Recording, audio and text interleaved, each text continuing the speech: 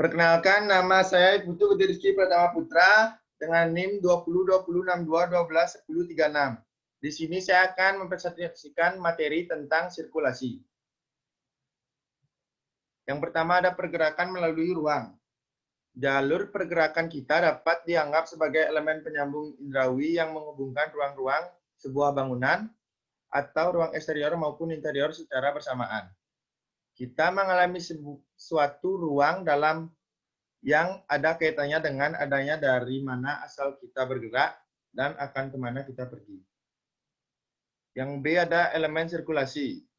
Dibagi menjadi 5 bagian, yaitu pencapaian, pandangan dari jauh, pintu masuk, dari luar ke dalam, konfigurasi jalurnya, ujung, titik, pengakhiran jalur, hubungan jalur sampai ruang, koridor, aula, galeri, tangga, dan kamar-kamar. Dan yang terakhir ada bentuk ruang sirkulasi. Yang C ada pencapaian. Sifat pencapaian pun bisa bertolak belakang dengan apa yang dihadapi di jalur akhir, atau bisa diteruskan ke dalam sekuen ruang-ruang interior bangunan tersebut, sehingga menyamarkan perbedaan antara bagian luar dan dalamnya. Pencapaian itu dibagi lagi menjadi 3 bagian, yakni yang pertama ada frontal. Pencapaian frontal itu akan langsung mengarah ke pintu masuk sebuah bangunan melalui jalur lurus atau aksial. Yang kedua ada spiral. Pencapaian jalur spiral melamankan dan menekankan bentuk 3-dimensional sebuah bangunan, sementara kita yang akan bergerak mengelilinginya. Yang terakhir ada pencapaian tidak langsung. Pencapaian tidak langsung menekankan efek perspektif pada fasad depan dan bentuk sebuah bangunan. Jalurnya dapat diarahkan kembali sekali. Yang D ada pintu masuk. Proses memasuki sebuah bangunan, ruang di dalam bangunannya atau ruang eksterior akan melibatkan aksi menembus suatu bidang vertikal yang akan menjadi pembela ruang satu dan ruang lainnya. Yang pertama ada pintu masuk rata. Biasanya mempertahankan kemenerusan permukaan dinding dan juga bisa disembunyikan. Yang kedua ada pintu masuk yang dijorokkan, membentuk suatu ruang peralihan. Yang ketiga ada pintu masuk yang dimunurkan, menyediakan perlindungan dan mendapatkan sebagian ruang eksterior ke dalam area bangunannya.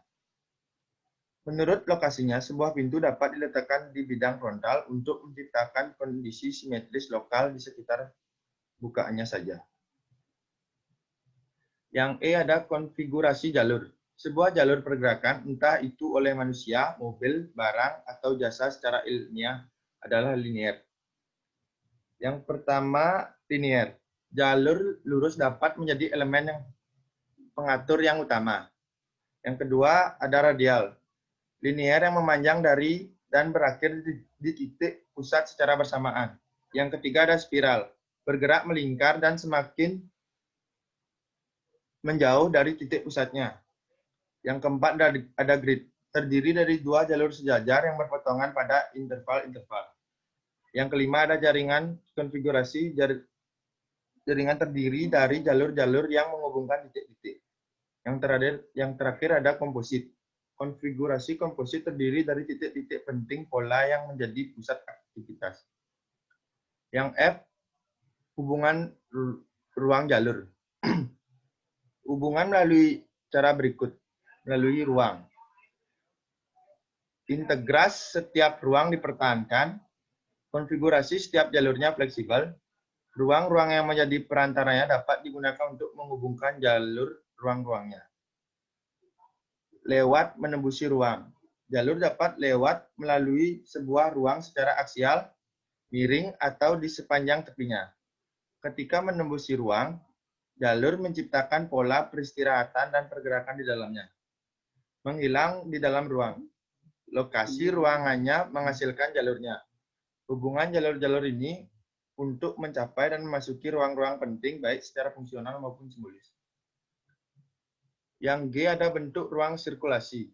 Ruang-ruang untuk pergerakan membentuk sebuah bagian integral dari organisasi bangunan manapun dan memiliki jumlah yang signifikan di dalam volume sebuah bangunan. Yang pertama ada sebuah ruang sirkulasi. Yang kedua ada tertutup, membentuk suatu galeri publik atau koridor privat yang berhubungan dengan ruang-ruang yang dihubungkan melalui akses-akses masuk. Yang ketiga ada terbuka pada satu sisi, membentuk sebuah balkon atau galeri yang menyajikan kemenerusan spesial dan visual. Yang keempat ada terbuka pada kedua sisi, membentuk jalur setapak berkolom yang menjadi penambahan fisik ruang yang dilaluinya. Baik, sekian dari presentasi saya. Mohon maaf bila ada salah kata. Terima kasih.